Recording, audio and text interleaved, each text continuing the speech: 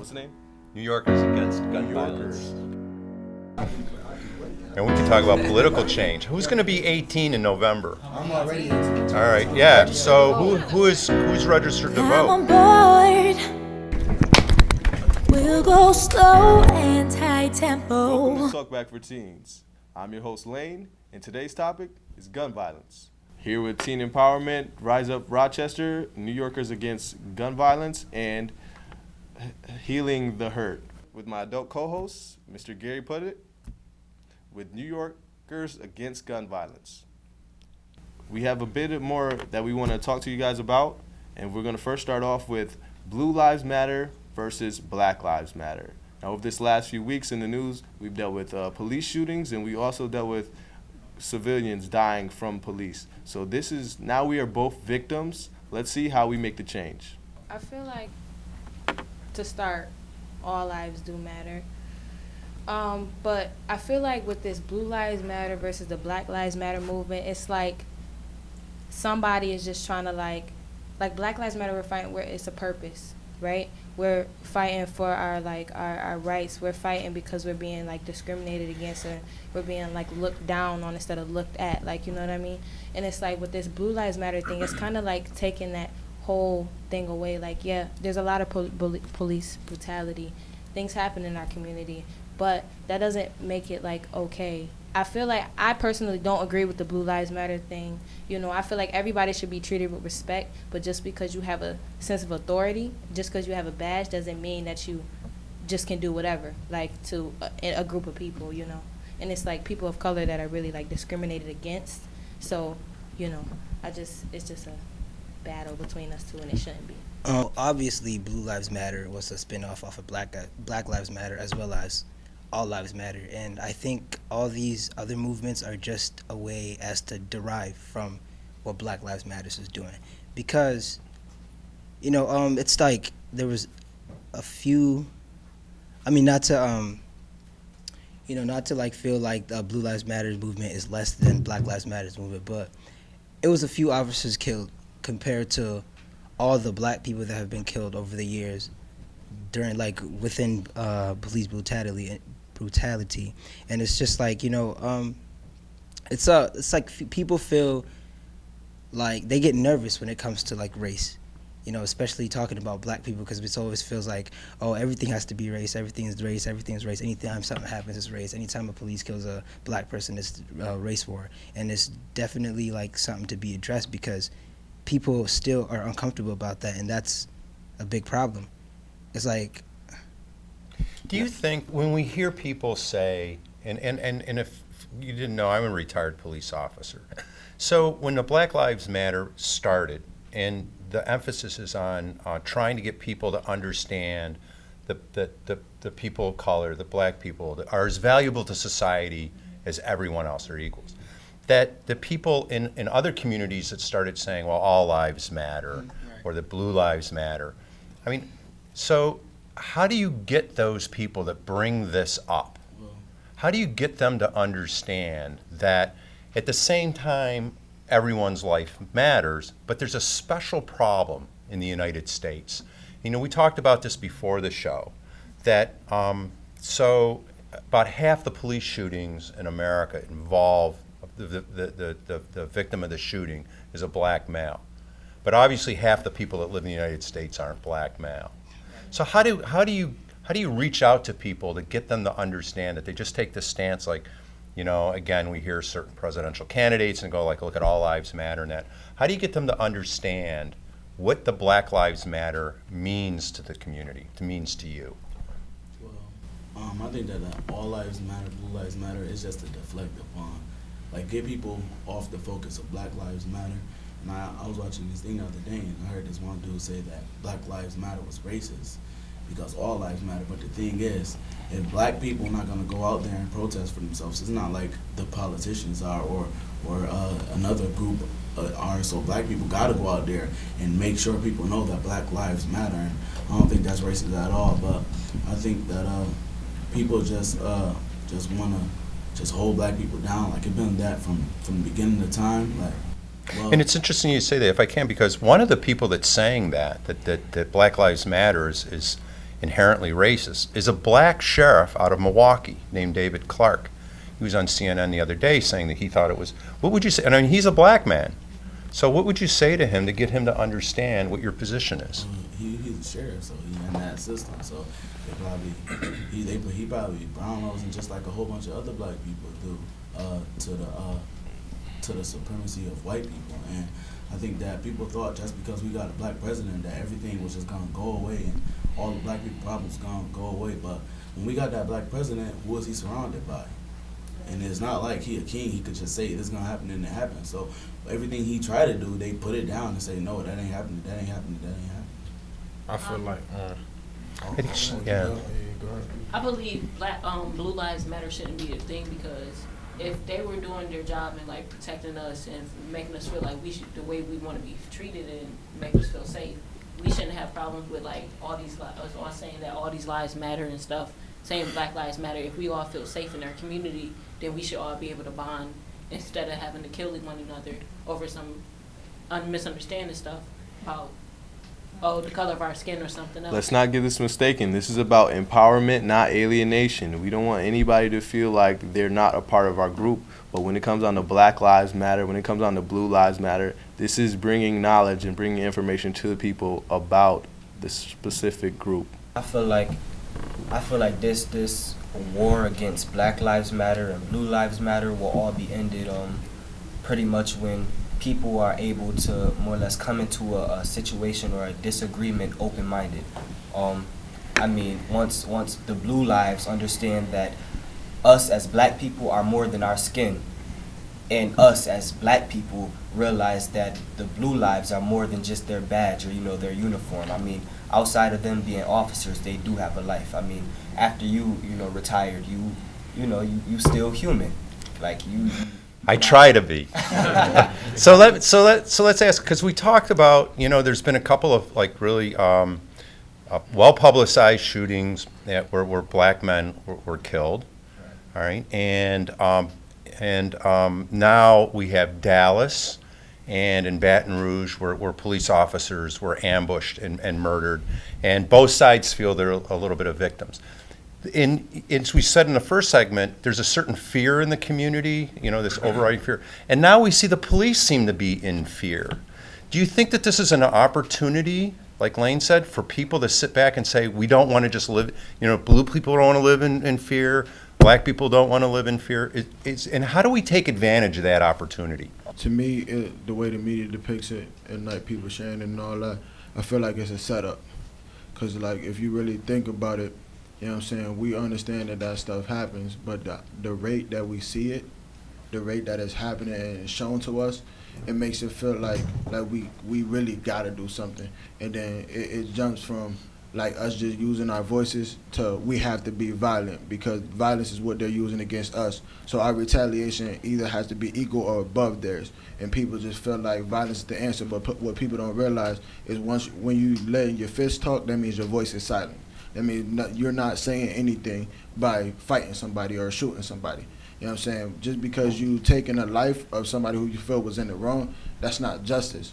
And what the Black Lives Matter movement is about is really about us, like, one, embracing ourselves, but also that justice that we deserve that we're not getting. And to get that justice and understand, so there's a frustration on people's part that they feel that they have to resort to violence. But all the groups that all the groups that are represented here today try to teach people one-on-one on methods to have peaceful resolutions to problems. Is there a way to transfer which you are teaching, which you are advocating in the community, to reach out to those people, the police or whatever, to have peaceful resolution of this subject? Can you apply those techniques? Yes, we can, because at Teen Empowerment, I will highlight something that we did this year called Youth Police Dialogues, where basically our whole group sat in with recruits that were on their way to becoming police officers. And basically what we did is that we interacted with them as we do every day at Teen Empowerment. We got to learn some things from them, and then we did this thing called the fishbowl. So basically, one, it was our turn, like what black teens or teens in the community of Rochester face with police.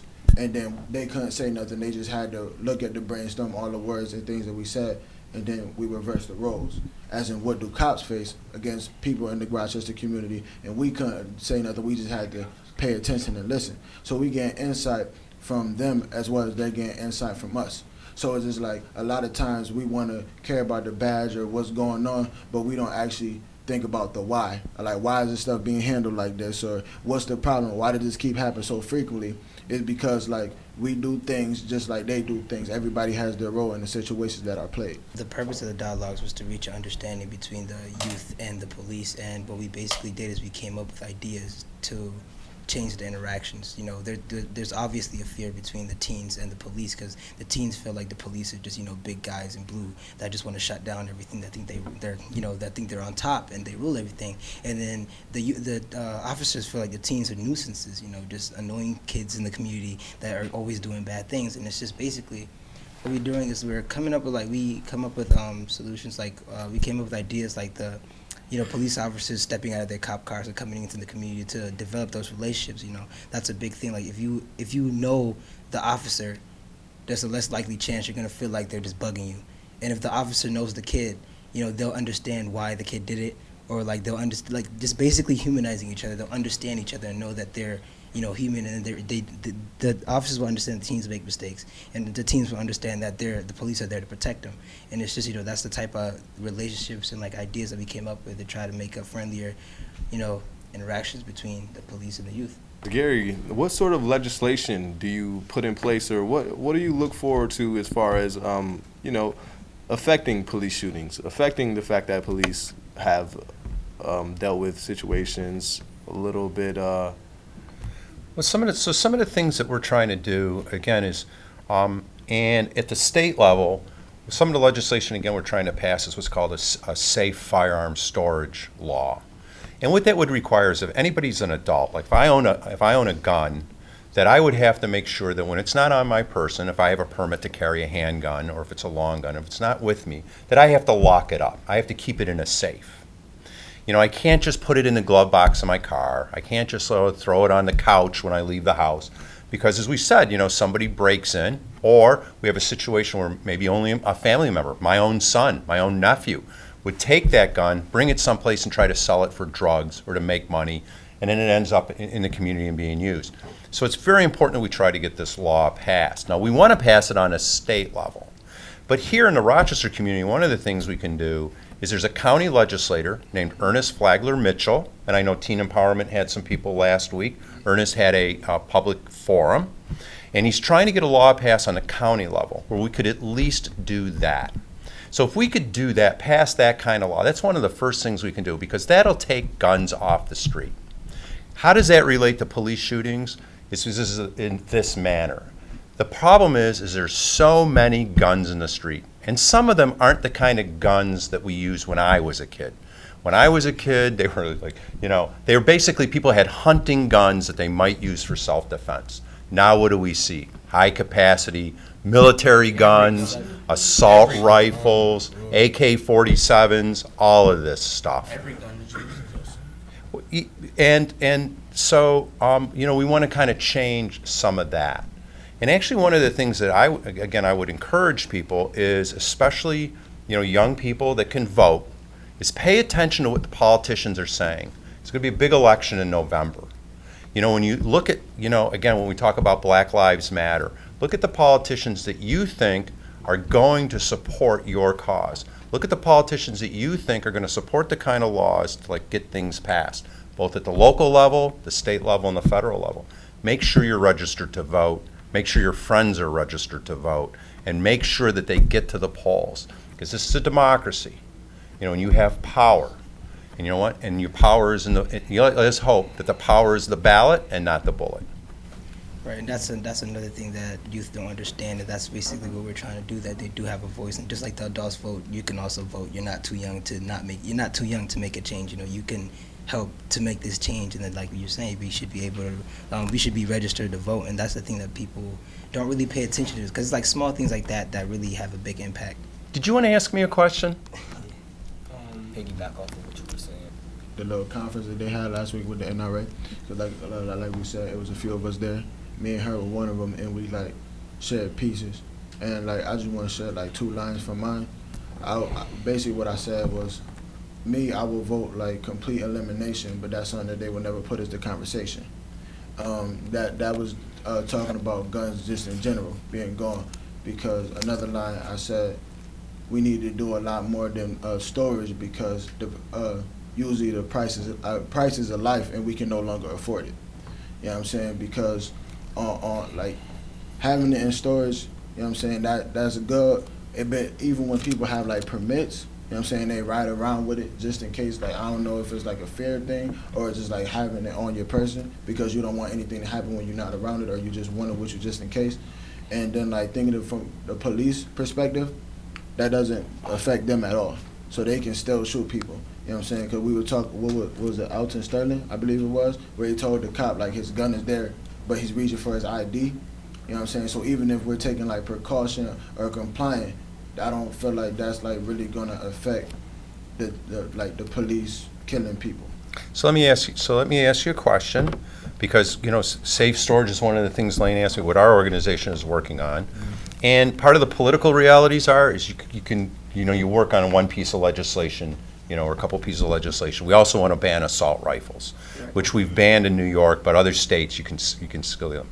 If you had a chance to sit down with like a congressman, a senator, or the president, you could tell them, you know what, this is what I would like to see to end gun violence in our communities. What would you say to that person? Eliminate them all. In my opinion, I'm gonna keep it as real as I can, because like I said, no matter if you know what I'm saying, as long as guns exist, there's always that chance of somebody being shot. Because let's be real, like we said, the fear is upping. That's why everybody is so bent on getting a gun or something, and nobody is getting it to not use it. You know what I'm saying? Whether it be for protection or to assault somebody or whatever, take somebody out before they take you out, the gun is being purchased or being taken or something to be used. You know what I'm saying? And guns ultimately, like we said, are lethal weapons. So, you know what I'm saying, all it takes is hitting in one artery or something and you're dead. You know what I'm saying? So I would tell them, like, if you really care about people's lives, if you really want people to be alive for as long as possible and live the lifespan that we were given, then eliminate the guns. You know what I'm saying? There's unlethal ways to restrain people, for people to feel protected. Because somebody running up on you with a knife, and I don't know if it's legal, but buy a taser. You know what I'm saying? You can tase that person, everybody gets out of the situation alive, nobody gets hurt as much as they could be if a gun was there. Because families are traumatized by the guns, the people who shoot the guns are traumatized, and the person who got shot is no longer here. So there's a lot of people that use guns to hunt, or they use them for sporting events, skeet shooting or trap shooting. Who would you tell those people? The argument that we hear from them is, in like the National Rifle Association is, I use my gun for sport. I use my gun to hunt deer. That's now. And I'm not hurting anybody, so why should I have to give up my gun? What would you say to that person? That's now. Like when they do the sports, that's now. Like say if some people when they get guns, they just like they throw it in their car, they go do bad stuff with their gun. It's not just for protection. When they want to harm somebody, they use their gun to shoot at them, kill them, anything. They want to injure them if they got a gun. If they haven't got a gun, if the other person has a gun, they're going to run from them. And then when they see him next time, they're going to shoot him with their gun. And I think if they can't like ban the guns, like Jacarl said, they should put like certain restrictions on it. They should put like, if you rent a gun, they should have like an option like use your fingerprint to like keep the gun like away from. Say smart guns. Yeah. Yeah, and they should have to register them maybe? Yeah, or they can put trackers on the gun to like if they know you purchased the gun, it shouldn't be across town and you live on the other side of town. Exactly. And if you're not using your gun, then make sure it's like locked up and like make sure the clip is empty or whatever, and get safety on it. Like try to put the gun and the bullets in two different places. Okay, in closing, I'd like you guys to just give a message to your youth now about gun violence and some of the knowledge that they should go home with. Worth it. Killing somebody is not worth it. Taking that life. Too many mothers and fathers being called about their kids being dead Or shot up, in the hospital, injured. and they don't know how that affect people's families. So like killing somebody isn't always the answer.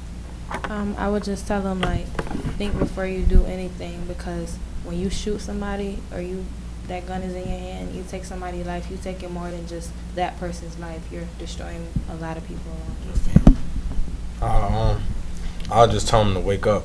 You know what I'm saying? Think of it as a sense of like they basically trying to make us turn everything into like either a new Purge or a new Hunger Games. You know what I'm saying? Like they taking away from us. You know what I'm saying? They taking our money because they know we gonna buy guns for protection, and then we gonna use that to kill each other. And then that's a body in the morgue and a body in the cell. You know what I'm saying? So just wake up and really pay attention to what you're doing, what's going on out here, and like it's other ways to solve conflicts. Because at the end of the day, like everybody need to see your face. Even if you don't feel loved or you feel like you don't got friends or family, like somebody out there care for you. You know? I want to piggyback off of what Tremere said. Don't leave your parents sitting at the front row of your funeral. They should be sitting at the front row of your graduation, and just try to encourage others to just walk the walk and talk the talk. Be as though, like, be an example to somebody else, to younger kids around the community. I want to say that there's more ways to solve a problem than violence. One last line I want to share. I said we had enough bodies in Rochester that can cover the streets. Just imagine all of those lifeless bodies at your feet. You think about that, all the killings and all the people that's in your community. Think like if a graveyard turned upside down, you can have your dad, mans, or your brother, your father, your sister, anybody at your feet because of the gun violence that we have. Everybody, like I said, everybody plays a role, but you gotta think about if you really seen all those bodies that's taken from these guns, you gotta realize them couldn't have been you. And first off, those are people who are connected to you in some way. All right, I'd like to thank you guys for being here. This is Talk Back for Teens, signing off.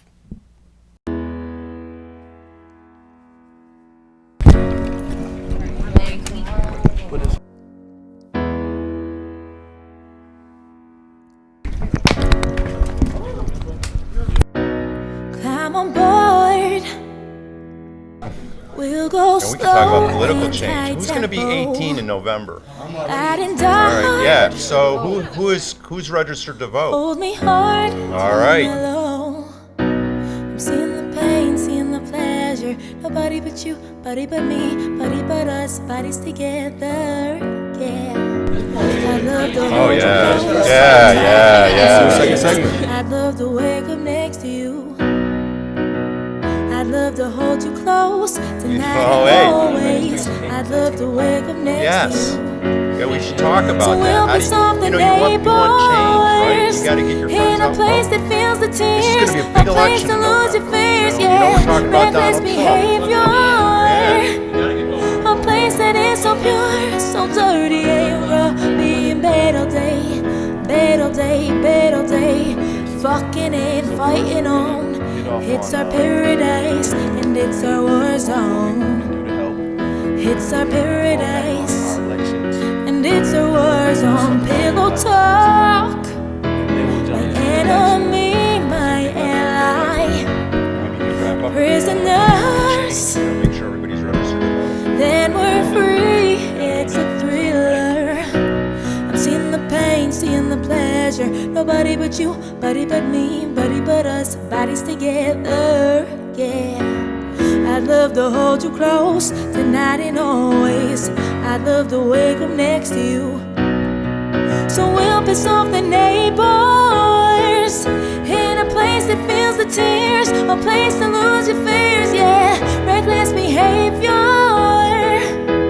a place that is so pure, so dirty and raw, being bad all day, bad all day, bad all day, fucking and fighting on. It's our paradise and it's our war zone.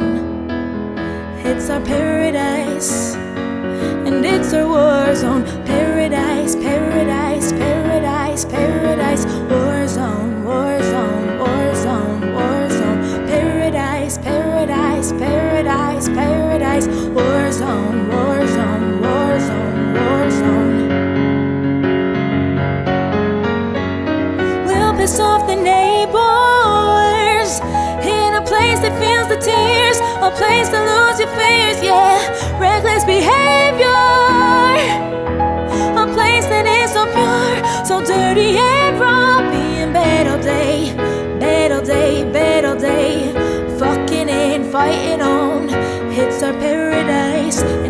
job. war zone. Great job.